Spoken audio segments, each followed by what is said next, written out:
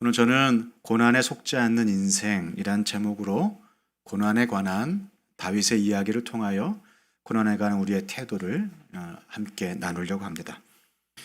여러분, 아픈 것을 좋아하는 사람은 별로 많지 않죠? 아픈 것을 우리는 싫어합니다. 병원에 가서 주사 맞을 때 우리가 속으로 뭐라고 얘기합니까? 제발 안 아프게 놔주세요. 이렇게 얘기하지 아프게 놔달라 이런 사람은 없을 겁니다. 아픈 것은 싫어합니다. 그러나 아픔은 살기 위해서 사실 꼭 필요한 것입니다. 우리 몸이 통증을 느끼기 때문에 우리는 더 아픈 것을 예방할 수 있습니다. 만약 우리 몸이 통증을 느끼지 못한다면 그건 정말 위험한 일이 될 것입니다. 불이 뜨거운 것을 알기 때문에, 불에 데웠을 때의 아픔을 우리가 알기 때문에 우리는 불을 조심스럽게 다룹니다. 칼에 찔리고 베이는 것이 얼마나 아픈지를 우리가 경험해 봤기 때문에 우리는 칼을 조심스럽게 다룹니다. 다시 말해서 아픔을 안다는 것은 더 큰 아픔을 예방할 수 있는 길이 됩니다. 아픔을 잘 안다면 사실 더 안전하고 더 건강하고 더 평안한 삶으로 우리는 걸어갈 수 있습니다. 여러분, 고난도 그와 같습니다. 고난도 사실 불쑥불쑥 우리 삶에 찾아올 때 그것은 매우 아픕니다. 그러나 그 고난에 잘 반응하면 고난은 우리를 더 안전하고 더 평안하고 더 건강한 삶으로 인도해 줄 것입니다. 고난을 받을 것인가 말 것인가, 고난을 당할 것인가 말 것인가, 그건 우리가 선택할 수 없습니다. 여러분, 한 분도 빠짐없이 다 고난 당하셨고 지금도 고난 중에 있을 것이고 앞으로도 우리는 고난은 피할 수 없을 것입니다. 그러나 우리가 선택할 수 있는 게 있습니다. 어떻게 고난을 통과할 것인가? 누구나 당하는 고난, 누구도 피할 수 없는 고난, 그런 고난을 우리는 그러면 어떤 태도로 통과할 수 있을 것인가? 세상과 다른 태도로 고난을 대하며 고난에 속지 않고 고난에 승리하는 여러분 되시기를 축원합니다. 오늘 우리가 읽은 다윗의 이야기는 다윗의 여러 고난 중에 한 부분입니다. 다윗에게 많은 고난이 있었습니다. 왕이 되기 전에도 그는 많은 고난을 당했습니다. 통일왕국 120년을 40년 사울과 다윗과 솔로몬이 다스렸는데요. 사울 40년 동안 사울이 한 게 뭐냐? 38년 동안 다윗 죽이려고 혈안이 되어서 다윗 쫓아다니는 게 사울의 하는 일이었습니다. 생각해 보십시오. 모든 힘을 다 동원할 수 있는 왕이 군대를 동원해서 38년 동안이나 여러분을 죽이려고 쫓아다닌다. 그의 인생이 어떻겠습니까? 다윗은 아주 큰 고통 가운데 있었습니다. 다윗은 살기 위해서 왕궁을 떠나야 했고 친구를 떠나야 됐고 심지어 자기의 나라를 떠나서 원수의 나라, 골리앗의 나라, 블레셋으로 망명까지 해야 됐습니다. 그는 왕이 되기 전에도 고난이 있었습니다. 왕이 된 후에도 다윗의 고난이 끝이 나지 않은 것을 우리는 사무엘하 11장 이후에 수많은 사건들을 보고 들어서 알고 있습니다. 이처럼 하나님의 마음에 합한 자 다윗에게도 고난이 넘쳤습니다. 다윗은 많은 고난을 당했습니다. 시편이 150편이죠. 그 절반 정도가 다윗의 시입니다. 73편이 다윗의 시입니다. 그런데 다윗의 시 73편 가운데에서 27편이 비탄의 노래입니다. 아주 애간장이 끊어지고 큰 고통 가운데 주님께 눈물로 부르짖은 노래가 3편 중에 한 편이에요. 그것이 다윗의 인생이었습니다. 우리가 가장 아름다운 시라고 얘기하는 시편 23편도 푸른 초장 맑은 시냇가에서 쓴 게 아닙니다. 사망의 음침한 골짜기를 통과할 때 쓴 거예요. 그것이 다윗의 인생이었습니다. 그러니 다윗이 그랬으니 그렇게 하나님이 인정하시고 하나님의 마음에 합하여 하나님이 기뻐하신 사람의 인생도 그랬으니 우리의 인생은 어떻겠습니까? 우리도 동일하게 여러 가지 고난을 통과하고 있습니다. 그러나 다윗은 고난에 대하여서 믿음으로 반응했습니다. 다윗이 고난을 어떻게 통과했는지 그것은 우리가 오늘날 고난에 대해서 어떻게 대해야 할지 그것에 대한 분명한 가르침을 오고 오는 모든 세대에게 주고 있습니다. 저는 그것을 2가지 기둥으로 여러분에게 좀 소개하려고 합니다. 여러분이 기억하시기 좋게 제가 줄임말로 준비해 왔습니다. 첫 번째, 어떻게 고난을 통과하는가? 화끝고 하나님이 끝내시는 고난, 하나님이 끝내시는 고난으로 통과하시길 바랍니다. 우리 옆에 있는 분에게 얘기합시다. 핫끝고로 통과하세요. 오늘 본문에서 다윗은 자기가 당하는 고난의 사실은 원인 제공자라고 할 수 있는 그 사울 왕을 죽일 수 있는 기가 막힌 기회를 맞이하게 됩니다. 사울이 다윗을 죽이려고 쫓아다녔다고 했잖아요. 오늘 본문에도 3,000명이나 되는 군사를 이끌고 지금 광야로 내려왔습니다. 그 이야기를 다윗이 들었습니다. 지금 사울이 진을 치고 밤에 잠을 자는데 한밤중에 다윗이 자기의 군대 장관 아비새와 함께 가까이 다가가서 정탐을 합니다. 진의 상황이 어떠한지, 사울 왕의 상황이 어떠한지. 보니까 사울 왕이 무방비 상태로 바닥에 누워서 자고 있는 것입니다. 지척간에 칼을 들어서 가까이 다가가서 찌르기만 하면 사울 왕을 죽일 수 있는 기회였어요. 그때 군대 장관 아비새가 다윗에게 아주 간절히 말합니다. 그 충성스러운 사람이 이렇게 말합니다. 다윗 임금님 말씀만 하옵소서. 제가 저 원수를 창으로 찔러서 2번도 필요 없습니다. 제가 단칼에 죽여버리고 말겠습니다. 이건 하나님이 주신 기회가 분명합니다. 다윗은 그저 사울 왕 옆에 있는 창과 물병만 가져오라고 얘기합니다. 창과 물병을 가져와서 내가 당신을 죽일 수 있었지만 죽이지 않고 이것만 가지고 왔다. 그 증거물로 삼으려고 하는 것이죠. 오늘 우리가 읽지는 않았지만 26장 9절에서 다윗은 그 이유에 대하여서 이렇게 얘기합니다. 다윗이 아비새에게 이르되 죽이지 말라. 누구든지 손을 들어 여호와의 기름 부은 받은 자를 치면 죄가 없겠느냐. 하나님이 기름을 부어서 세우셨으니 이 인생을 끝내시는 것도 친히 세우시니가 친히 끝냈을 것이다. 내가 내 손으로 하나님이 세운 사람을 무너뜨리려고 끝내려고 하는 죄를 범하지 말아라. 다윗은 그렇게 분명히 얘기를 합니다. 그리고 건너편 산에서 크게 외칩니다. 사울 왕의 보디가드라고 할 수 있는 아브넬 장군에게 크게 외칩니다. 너는 어찌하여 내 주 왕을 보호하지 아니하느냐. 너는 큰 잘못을 저질렀으니 마땅히 죽을 자니라. 이에 사울 왕이 다윗의 음성을 알아듣고 이제 일어나서 하는 말이 우리가 오늘 읽은 본문입니다. 다시 한번 오늘 본문을 살펴볼까요? 21절 돌아가서 사울이 이렇게 얘기합니다. 사울이 이르되 내가 범죄하였도다. 내 아들 다윗아 돌아오라. 내가 오늘 내 생명을 귀하게 여겼은즉 내가 다시는 너를 해하려 하지 아니하리라. 내가 어리석은 일을 하였으니 대단히 잘못되었도다. 내가 잘못했다. 날 용서해달라. 다윗의 위대함은 다윗의 능력에 있지 않습니다.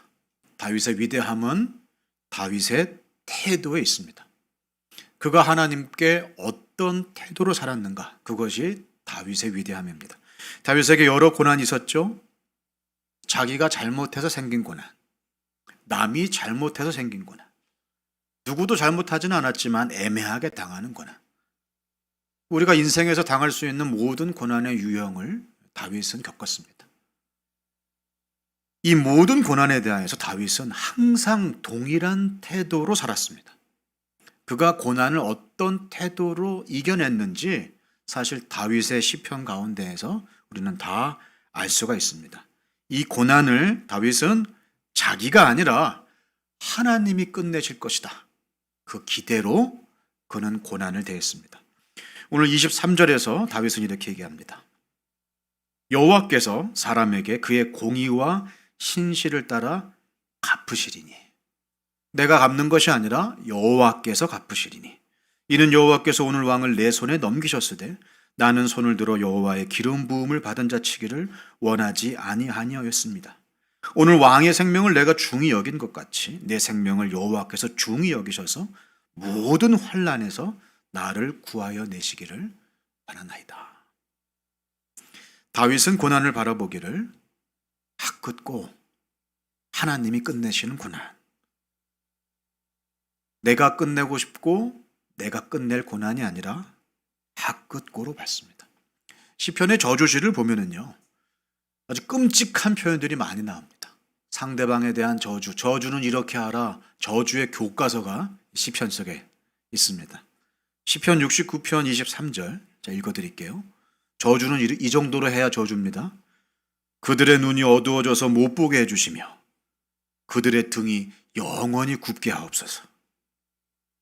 시편 109편, 그의 자녀는 고아가 되고 그의 아내는 과부가 되며 그의 자녀들은 유리하며 구걸하고 그들의 황폐한 집을 떠나 빌어먹게 하소서. 이 성경에 나오는 이야기. 시편에 아름다운 시만 있고 감사와 찬송만 있는 줄 알았더니 저주가 넘쳐납니다. 이것을 우리는 어떻게 성경 말씀이라고 받아서 찬양하고 외우고 감사하고 따르고 해야 되나? 왜 하나님은 이런 저주를 하나님의 말씀으로 우리 가운데 허락하셨을까? 왜 그러셨을까요? 이 시편 저주시들은 항상 마지막을 이렇게 끝냅니다. 이렇게 저주를 퍼붓고 나서 뭐라고 끝내느냐? 하나님 친히 저 악을 끝내주십시오. 나는 할 수 없사오니 주님이 끝내주십시오. 내가 끝내고 싶고 내 손으로 마치고 싶은 그런 유혹이 들만한데 시편의 저주시의 모든 저자들은 마지막에 하나님만이 하실 수 있는 일을 공의의 하나님이 친히 이루어 달라고 외칩니다. 모든 부조리를 바로잡는 일, 굽어진 길을 펴는 일, 잘못된 것을 옳게 하는 것을 자신이 아니라 하나님이 친히 해달라고 하나님께 의탁하는 것입니다. 그래서 시편의 저주시는 저주의 표현이 아니라 믿음의 표현입니다. 여러분, 세상에서 제일 위험한 사람은 어떻게 보면 범죄자가 아니에요. 스스로 의롭다고 생각하는 사람입니다. 스스로 의롭다고 생각하는 사람이 얼마나 위험한지 모릅니다. 하나님만이 의로우시고 하나님만이 정의를 행하십니다. 그분께 그 정의의 칼을 내어드리고 그분이 이 모든 것을 바르게 하실 것을 믿는 것, 그것이 오늘 다윗이 우리에게 보여주는 고난에 대한 첫 번째 태도입니다. 우리는 우리의 고난을 우리의 손으로 끝내고 싶어 합니다.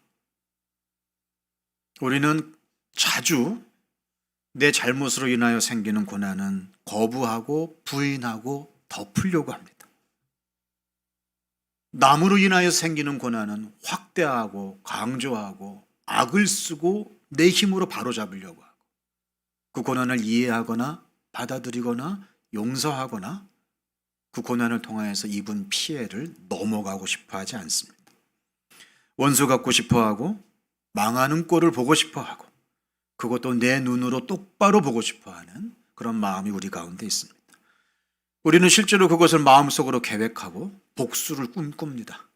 감히 실행할 용기가 없어서 그렇지 우리는 마음속으로 수없이 많은 복수를 행합니다. 다윗은 여호와께서 기름 부은 자를 하나님이 끝내주실 것이다. 그 믿음으로 하나님 손에 맡겨드렸습니다. 그럴 권한이 자기에게 없다는 것을 모든 사람이 그 자리에서 알게 하였습니다. 그게 믿음입니다. 내가 하고 싶고 내가 할 수 있는 일을 내려놓고 주님이 하셔야 하는 일을 주님께 돌려드리는 것, 그것이 바로 믿음입니다. 고난에 속지 마십시오. 고난은 우리를 많이 속입니다. 고난은 하나님이 쓸데없는 분처럼 느껴지도록 우리를 속입니다. 예수 믿고 되는 거 하나도 없고 예수 믿어봐야 실제로 도움되는 거 하나도 없고 실제로 하나님이 계시지도 않은 것처럼 느껴지도록 우리를 속입니다. 세상의 방법이 훨씬 빠르고 세상의 방법이 훨씬 가깝고 세상의 방법이 훨씬 유용한 것처럼 느껴지도록 우리를 속입니다. 소위 종교 효능감이 떨어지고 세상의 방법이 훨씬 합리적으로 느껴지도록 우리를 속입니다. 고난에 속지 마십시오. 고난에 넘어가지 마십시오. 고난을 승리하십시오. 내가 끝내려고 하는 것은 내가 하나님 노릇하려고 하는 것입니다. 그게 바로 죄인 거 아십니까? 에덴 동산에서 아담과 하와가 따먹은 게 죄가 아니라 자신이 하나님이 되어 무엇이 선이고 무엇이 악인지를 스스로 정하고 판단하려고 하는 것이 죄였습니다. 하나님 되심을 인정하지 않고 내가 하나님에게까지 그 자리에까지 올라가서 하나님의 능력을 자신의 능력으로 살려고 하는 것. 그럴 때 우리는 인간은 낙원을 잃고 유리방황하며 고통에 떨게 되었습니다. 고난 가운데 계시다면 고난에 속지 말고 오히려 고난에 승리하여 하나님을 올려드리는, 하나님을 높여드리는 믿음의 사람 되시기를 축원합니다. ሐ끝고 하나님이 친히 이 고난을 끝내실 것입니다. 내가 끝내고 싶은 욕망을 내려놓고 공평하고 정의로우신 하나님 손에 이 모든 일을 맡겨드리는 여러분 되시기를 축원합니다. 아멘. 고난을 속지 않고 고난을 승리할 수 있는 두 번째 원리, 여러분이 기억하시기 좋게 또 줄임말로 가져왔습니다. 장보고. 뭘까요? 장래가 보장된 고난. 장래가 보장된 고난임을 잊지 마시기를 바랍니다. 우리 옆에 있는 분에게 얘기합시다. 장보고를 믿으세요.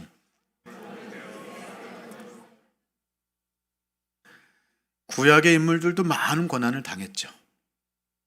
예수님 오시고 예수님께서 구원을 완성하셨습니다. 이제 고난은 끝이 났을까요? 아니요. 이미 이루어진 구원이 있지만 우리에게는 아직 우리가 이루어가야 할 많은 구원의 길이 있습니다. 신약의 인물들, 복음서 이후에 사도들, 믿는 사람들, 그들이 당한 일들, 그들이 당한 아픔들의 기록들이 사실은 복음서 이후의 모든 신약 성경의 이야기다. 고난의 이야기가 성경의 이야기다. 그렇게 얘기해도 사실은 무방합니다. 교회의 역사는 고난의 역사다 라고 얘기해도 무방합니다. 제가 예언합니다. 우리 교회에도 고난이 있을 겁니다. 여러분 삶에도 앞으로 계속 고난은 끊이지 않을 겁니다. 예수 믿고 나서 되는 게 하나도 없는 일들이 더 많아질 겁니다. 사단 마귀가 가만히 있을 리가 없죠. 예수님 믿는 사람을. 예수 믿고 나서 일이 잘 풀린다. 예수 믿고 나서 막 승진하고 막 자녀가 공부 잘하고 막 돈 벌리고 그런 일이 생긴다. 그러면 내가 진짜 잘 믿고 있나? 오히려 의심하셔야 돼요. 가만히 있을 리가 없어요. 가만히 있을 리가 없어요. 베드로전서는 고난을 통과하고 있는, 그리고 더 큰 고난을 눈앞에 두고 있는 성도들을 향한 베드로 사도의 위로의 편지입니다. 지금 엄청난 핍박, 로마 제국의 그 네로 황제의 기독교도를 향한 그 핍박과 박해 아래에 있는 사람들을 격려하기 위하여서 그가 편지를 썼습니다. 베드로 사도가 고난에 대하여서 세 가지로 얘기를 하는데요. 첫 번째, 고난에 끝이 있다. 고난에는 끝이 있다. 이 고난은 영원히 계속되지 않는다. 저 로마 제국이 아무리 무너지지 않을 것 같은 철통 같은 권력처럼 느껴지지만 저거 풀처럼 마르고 꽃처럼 시들어 버릴 것이다. 고난은 끝이 있다. 베드로전서 5장 10절에서 베드로가 얘기합니다. 모든 은혜의 하나님 곧 그리스도 안에서 너희를 부르사 자기의 영원한 영광에 들어가게 하시니가 잠깐 고난을 당한 너희를 친히 온전하게 하시며 굳건하게 하시며 강하게 하시며 터를 견고하게 하시리라. 여러분 믿으십니까? 지금 베드로는 그냥 살만한 사람들, 이 정도면 견딜만해. 조금 열심히 하고 참고 견디다 보면 좋은 날이 올 거야. 이 정도의 상황에 있는 성도들을 격려한 게 아니에요. 지금 그때 당시에 1세기 교회 성도들이 당한 고난들이 어떤 고난입니까? 사자우리에 던져지고 끓는 가마솥에 산채로 튀겨지고 톱으로 허리를 켜고 정말 유리하며 이게 짐승인지 사람의 삶인지 알 수 없을 정도로 토굴 속에 숨어 지내는 그런 성도들을 향하여서 지금 베드로가 우리가 당하는 잠깐의 고난이라고 얘기를 합니다. 지금 로마 정권은요, 이전에도 없었고 이후에도 없을 것 같은 아주 철통 같은 정권이에요. 이 세상을 영원히 다스릴 것 같은 놀라운 힘을 가지고 있는 사람들이에요. 끝나지 않을 것 같은 고난을 통과하고 있는 이 성도들에게 고난의 끝이 있다. 이 고난은 끝이 난다. 하나님이 너희를 온전하게 하시고 강하게 하시고 오히려 견고하게 하실 것이다. 그렇게 얘기하고 있습니다. 사도 요한은 계시록에서 이 세상의 끝이 어떠한지를, 이 고난의 끝이 어떤 모양일지를 이렇게 얘기하고 있습니다. 계시록 21장 4절입니다. 모든 눈물을 그 눈에서 닦아주시니 다시는 사망이 없고 애통하는 것이나 곡하는 것이나 아픈 것이 다시 있지 아니하리니 처음 것들이 다 지나갔습니다. 언제 끝날지 모르는 지긋지긋한 고난이 아니라 확정된 날이 있다. 우리는 그 날에 자고 일어나면 하루 더 가까워지는 놀라운 인생을 살고 있다. 교회는 승리할 것이고 이 모든 고난을 통과할 것이며 예수 그리스도께서는 모든 눈에서 모든 눈물을 닦아주시는 그날이 결국 올 것이다. 자고 일어날 때마다 우리는 고난이 그칠 날이 하루 더 가까워지는 인생을 살고 있는 것입니다. 어떻게 될지 모르는 끝이 없는 고난의 연속을 사는 것이 아니라 우리는 확정된 승리의 날을 바라보는 승리한 국가의 승리한 군인인 것을 여러분 잊지 마시기를 축원합니다. 고난의 끝이 있습니다. 또한 고난은 영광스럽습니다. 고난은 오히려 영광스럽습니다. 베드로전서 4장에서 베드로는 이렇게 얘기합니다. 사랑하는 자들아, 너희를 연단하려고 오는 불시험을 이상한 일 당하는 것 같이 이상히 여기지 말고 오히려 너희가 그리스도의 고난에 참여하는 것으로 즐거워하라. 이는 그의 영광을 나타내실 때에 너희로 즐거워하고 기뻐하게 하려 함이라. 너희가 그리스도의 이름으로 치욕을 당하면 복 있는 자로다. 영광의 영 곧 하나님의 영이 너희 위에 계심이라. 실제로 초대교회 3,000명의 사람들이 주께로 돌아오고 예수의 이름으로 전할 때마다 놀라운 일이 일어날 때 예루살렘 공유의 70인의 사람들이 뭐라고 얘기했습니까? 예수의 이름으로 전하지도 말아라. 말하지도 말아라. 그 서슬퍼런 협박 아래 베드로를 비롯한 사도들이 뭐라고 얘기했습니까? 예수의 이름으로 핍박받는 것을 기뻐하며 즐거워하였다. 고난은 영광스러운 것이 됩니다. 우리가 예수의 이름으로 예수의 뜻을 위해 예수 믿는 것 때문에 다른 선택을 하며 살다가 당하는 고난은 우리가 주님을 만나게 될 그때 정말 영광스러운 면류관이 될 것입니다. 고난은 영광스러운 것입니다. 마지막으로 고난의 상급이 있습니다. 로마서 8장에서 바울은 지금 노예의 신분으로 억압받으며 살고 있는 로마의 시민들에게, 로마의 수많은 노예들에게 이렇게 얘기를 합니다. 생각하건대 현재의 고난은 장차 우리에게 나타날 영광과 비교할 수 없도다. 모든 두려움과 고통, 괴로움을 끝내시고 건지시는 완성의 날 우리는 놀라운 영광을 볼 것입니다. 고난에는 끝이 있습니다. 고난은 영광스럽습니다. 고난엔 상급이 있습니다. 다시 말해 우리의 고난은 장래가 보장된, 끝이 보장된, 결과가 보장된, 그 내용이 보장된 것입니다. 그 장래가 보장된 고난을 기억하면서 고난에 속지 말고 오히려 고난을 승리하는 여러분 되시기를 축원합니다. 장보고 장래가 보장된 고난. 말씀을 맺겠습니다. 어인고. 어차피 인생은 고난입니다. 앞으로도 여러분의 고난은 끝나지 않을 것입니다. 예수 믿고 나서 고난이 없을 것이다. 그러나 우리는 고난을 다른 식으로 통과할 수 있습니다. 그리고 이 고난은 다른 식으로 우리에게 돌아올 것입니다. 소망이 없는 우리에게 이 소망도 없이 왜 살아야 되는지도 모르는 우리에게 하나님은 예수 그리스도를 보내주셨습니다. 예수 그리스도는 인간으로 오셔서 창조주가 하나님이신 예수께서 우리를 위해 대신 고난을 당하셨습니다. 인생이 상상할 수 있는 모든 고난을 예수는 친히 겪으셨습니다. 그러나 하나님은 그 고난 앞에 자기 힘으로 고난을 끝내려고 하지 않고 하나님께 모든 것을 맡겨드린 그 예수를 친히 살리시고 하나님의 우편에 앉히셔서 세상 모든 무릎이 주님 앞에 무릎 꿇게 영광스럽게 만드셨습니다.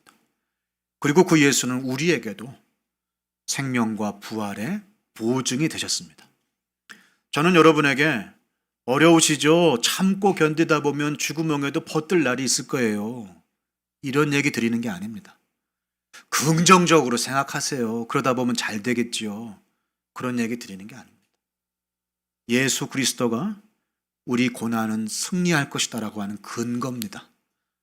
예수 그리스도께서 친히 당하시고 친히 이기시고 친히 영광의 열매로 만들어내신 그 본이 우리에게 근거가 되고 우리에게 본이 되고 우리에게 생명이 됩니다. 죽으시는 순간에도 예수는 자신을 못 박은 죄인들을 하나님의 손에 의탁하셨습니다. 하나님께서 하나님의 방법대로 하나님의 뜻에 맞게 하나님의 시기에 모든 공평과 정의를 이루실 것이다.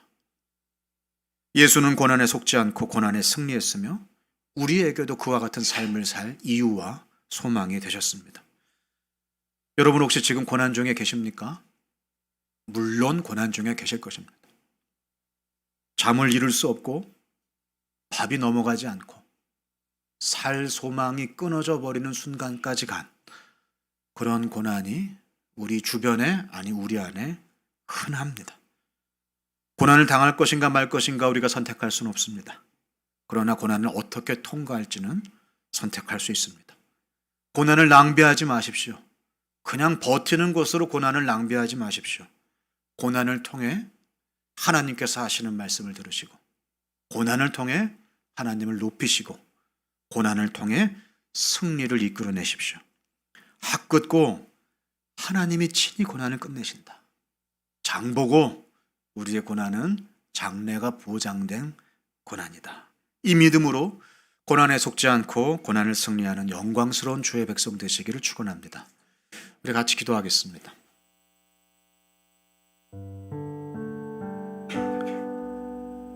제가 깨달은 것이 있습니다. 모든 인생은 가만히 마주 앉아서 얘기하면 30분만 얘기하면 정말 누구도 다 이해할 수 없는 그런 고난 한두 가지쯤은 다 가지고 있다는 것. 그것이 제가 깨달은 것입니다. 많은 믿음의 사람들이 자신을 회복하고 나라를 회복하고 이 민족을 회복할 것이라는 주의 비전을 봤습니다. 그러나 그들은 분명히 비전을 보았는데도 불구하고 고난 가운데 살다 고난 가운데 죽었습니다. 언제 주의 뜻이 이루어질지 우리는 눈에 보이지 아니하는 답답한 삶을 살아갑니다. 지금도 고난은 우리를 속이려고 합니다. 밑도 끝도 없는 고난으로 우리 인생을 멈추게 하려고 합니다. 하나님 안 계신 것처럼 하나님이 일하시지 않는 것처럼 그리고 우리의 삶이 아무 의미도 없는 것처럼 그렇게 우리를 속이려고 합니다. 고난에 속지 마십시오. 하나님께서 정의로우신 하나님께서 은혜로우신 하나님께서 이 고난을 끝내시고 모든 눈에서 모든 눈물을 닦아주실 그날이 옵니다.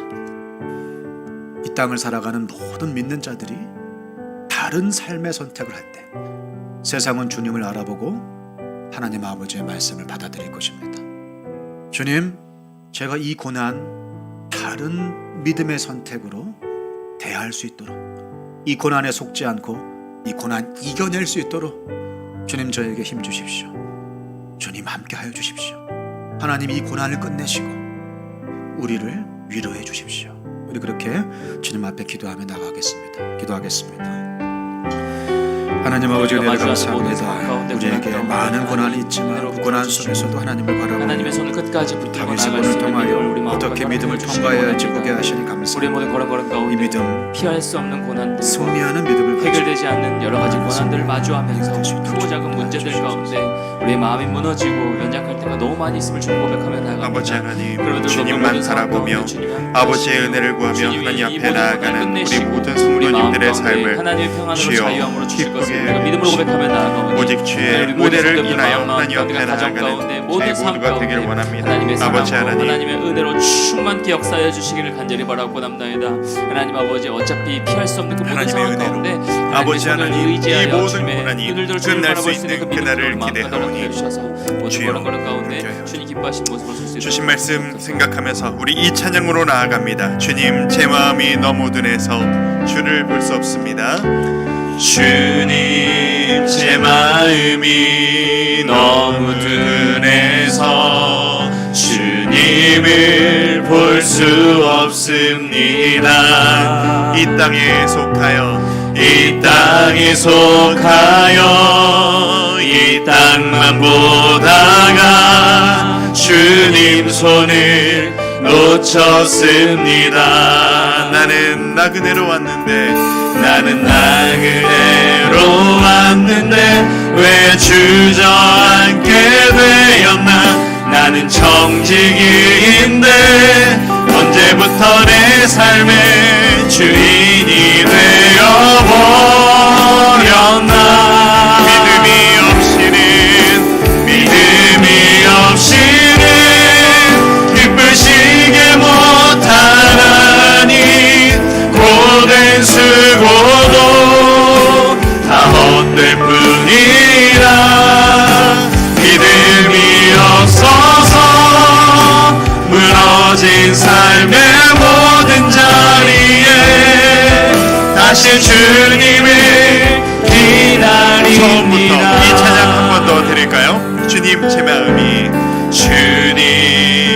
마음이 너무 둔해서 주님을 볼 고난을 수 겪는 없습니다. 많은 분들이 제일 많이 겪는 일인 것 같아요.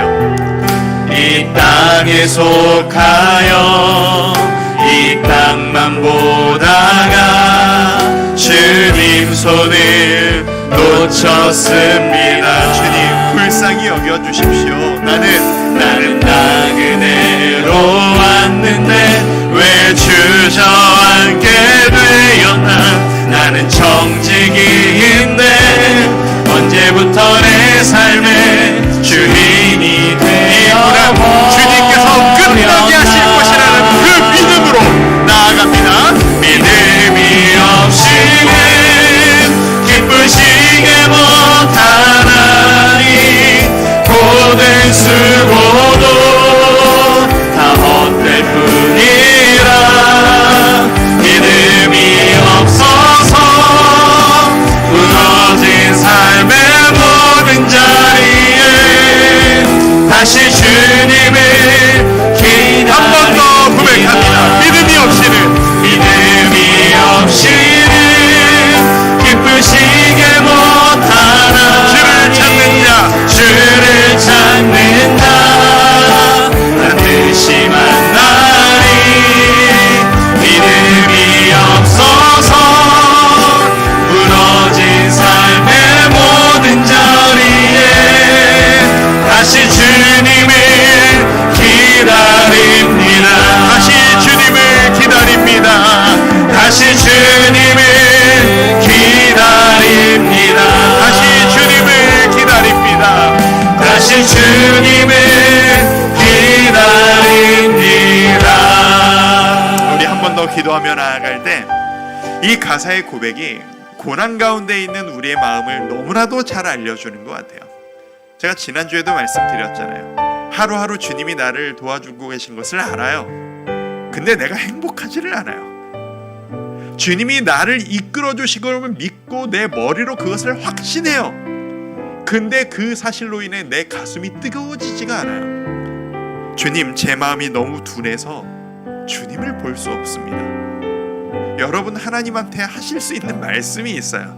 여러분 그렇게 되고 싶어서 되신 거 아니잖아요. 힘드셔서 이겨내려고 아둥바둥 했는데 내 주위 모든 사람들은 기도의 응답을 들어주시고 고난을 끝내주시는 것 같이 느껴지는데 하나님 왜 저한테만 이러세요? 저 잘 될 줄 알았는데 왜 저한테만 이러세요? 이 안타까운 마음과 비교의식과 이 고난이 나를 닥쳐올 때 우리 마음이 공고해집니다. 이 시간 하나님 앞에 이렇게 기도했으면 좋겠습니다. 주님을 부르기가 힘들 만큼 제 마음이 공고해져 있습니다. 제 마음이 너무 둔해져 있습니다. 이제 오늘 우리가 들은 이 말씀 의지하여서 이 고난 끝난다. 이 고난 언젠가 하나님께서 끝내주시고 말 것이다. 그 확신 가지고 의지적으로 고백하며 나아가겠사오니 주여 이겨낼 힘을 주시옵소서. 주님이 모든 것 끝내실 때까지 버텨낼 힘을 주시옵소서. 주여 나에게 은혜를 주옵소서. 우리 함께 기도하며 나아가겠습니다. 기도합니다. 아버지 하나님 앞에 나아갈 때